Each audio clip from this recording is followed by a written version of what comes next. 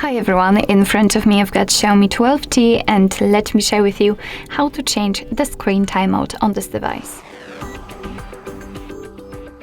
So first of all, let's open the settings, and here we have to scroll in order to find always on display and the lock screen. Let's enter.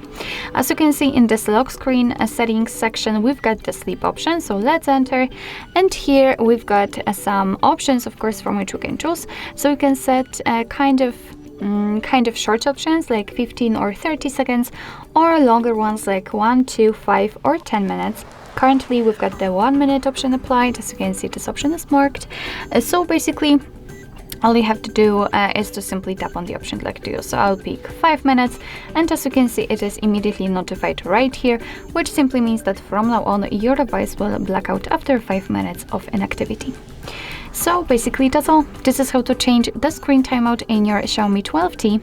Thank you so much for watching. I hope that this video was helpful, and if it was, please hit the subscribe button and leave the thumbs up.